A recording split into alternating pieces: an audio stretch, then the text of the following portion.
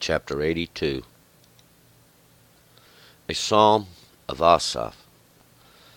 God stands in the congregation of God. In the midst of the judges, he judges. How long will you judge unjustly and respect the persons of the wicked? Selah. Judge the poor and the fatherless. Do justice to the afflicted and the destitute. Rescue the poor and needy. Deliver them out of the hand of the wicked. They know not, neither do they understand. They go about in darkness. All the foundations of the earth are moved.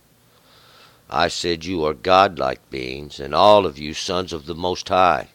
Nevertheless, you shall die like men, and fall like one of the princes.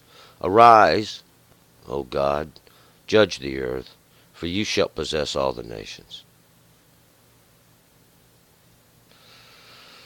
All right, let's go back up to verse 1. Once again, we have a psalm of Asaph. Another one of my favorite, I should say, or another one I like to go over in my understanding from time to time. A song or something that calls to remembrance, because we'll find out in the end of it all, God's going to reign supreme. God gives authority. All things come from God. Authority, understanding, knowledge, wisdom, wealth, positions of greatness, positions of lowliness. All these things we get when we apply ourselves one way or the other in God's understanding. We're going to pick it up here in verse 1. God stands in the congregation of God. In the midst of the judges, he judges. And really the latter statement says it all. In the midst of the judges, he judges. Well, the judges get their power from God, their might from God. God, Elohim, stands in the congregation of God. And this congregation are those other ones that have gathered or that God has placed or positioned. They have the positions of leadership. They have the positions of rule, we might say. They are, at that time, kings, princes, priests, and that's who we're talking about. They are the judges. They are in the midst of the judge, and society shows up the not so much the moral value of society, but the moral value of our leadership. Really is what it shows up, and the it's no big secret. Verse 2. How long will you judge unjustly and respect the persons of the wicked? Selah. Now, God's going to judge. See, God's going to make his judgment upon these that stand there. And we're talking about the congregation. That's those that's got the ability. But we're going to find in the end, see, God gives you the ability. You're the one. You have it. See? And we, as one, can do the will of God. But that's another subject. How long are you going to judge unjustly? God wants to know how long are you going to respect the wicked? They took the bribes. They done these things. Executions upon the people back then for purpose of gain. There's nothing new. There's nothing about it that's going to be strange. These executions to accomplish what men want to do, what men think's going to leave them a name, make them great. They want to have something named after them. But we're going to find out. God's going to have something named after him.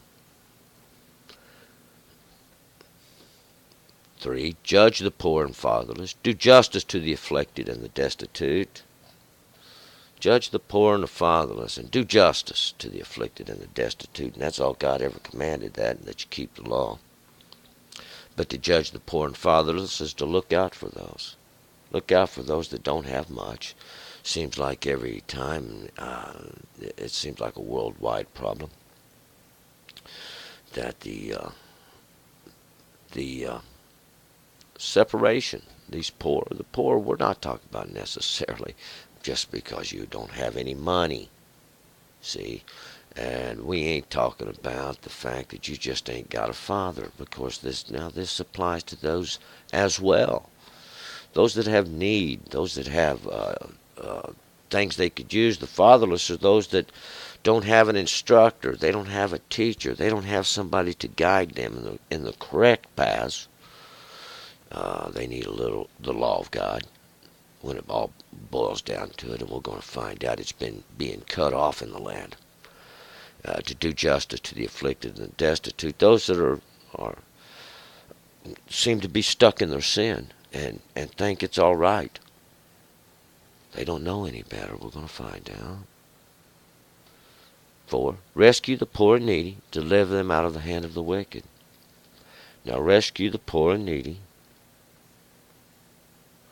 those that need the law, those that need God's understanding and knowledge, and deliver them out of the hand of the wicked. That's the works of the wicked. These that don't have no understanding. These that go forth immorally, coming against their brother constantly, breaking the law. Now, you think the law of man is supreme, but the law of God is supreme. See, and that's basically the overall understanding here. And it goes out to the leaders. These ones that legislate in their little meaningless pieces of legislation, trying to make themselves great in some way. We'll find out. It don't work like that. You bring up your acts of you think of greatness, and you leave the acts of God. These things that actually build a great kingdom, but build a great people, a people of understanding, a good people, a people that help others, a people that know how to take care of themselves. That's what we really need. 5. They know not, neither do they understand. They go about in darkness, all the foundations of the earth are moved. They know not. No one teaches them. Neither do they understand. No one gives them their understanding. It's withheld from them. They go about in darkness, naturally.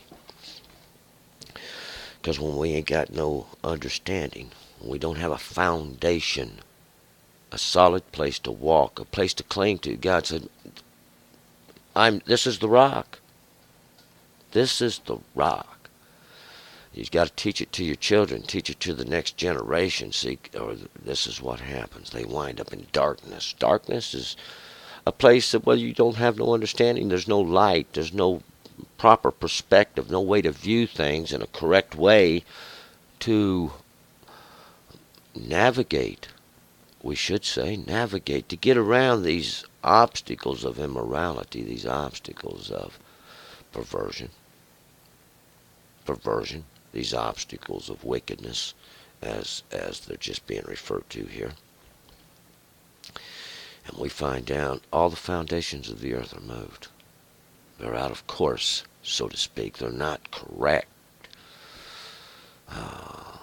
The understandings of men are taken hold once again, and the earth, or flesh, people, mankind, humanity, is going to find itself in big trouble. Now, it's written in the rocks from the past, and it's going to happen again. 6. I said, you are godlike beings, all of you sons of the Most High. God has spoken.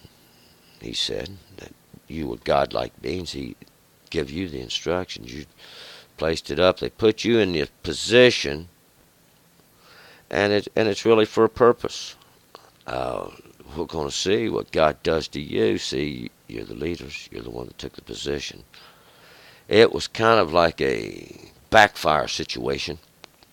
You got to keep the law, and we're going to find out what God does. See, but in the end, everybody has to keep the law, because you're just going to bring judgment on yourselves, both of you alike.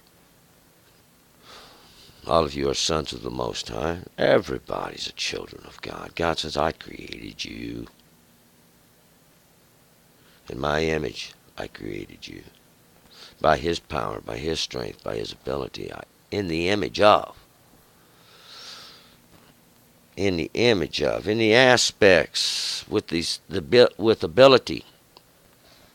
But we'll find out that's the ability gets perverted. The wealth of this world, these third class experiences in life, the flesh, that which the flesh gets is is not as important as the higher understandings that are to be gained from it. So it's the lesson from the experience that you should really be seeking. 7. Nevertheless, you shall die like men and fall like one of the princes. Nevertheless, see, you shall die like men. Why? It's kind of like that. It's the purpose of it all from the beginning. So you're going to make, for an example, God did that. See, that's the experience. Then the understanding that comes from it is God did that. See, He's God. People, you got to be steadfast, steady in your path. You can't waver left or right. You can't chase after the wealth or the lusts of the flesh. God said, don't do that. God said, don't do that. Don't mean you can't have anything. Don't mean you got to dress up like a monk and go around uh, uh, in crying like a little child that's hurt itself or something. No, that's not the understanding. But you should be humbled and know that there's authority above you. The authority above you is God. The same authority that's above everybody.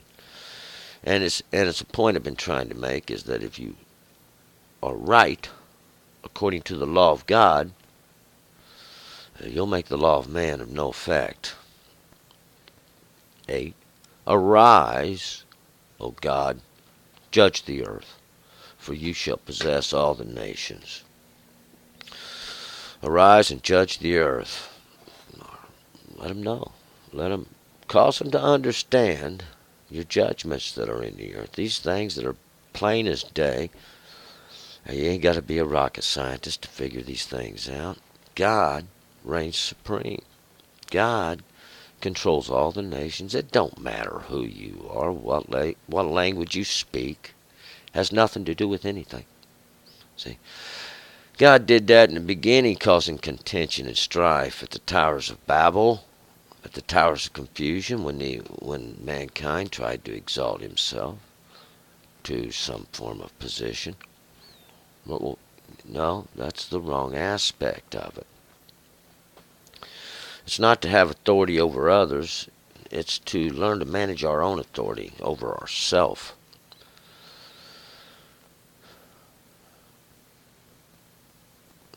That's the ability you'll have to learn first, see. And then we'll find out. Everything just kind of works out according to God's great plan. We're going to move forward. Psalms 83. Turn and return.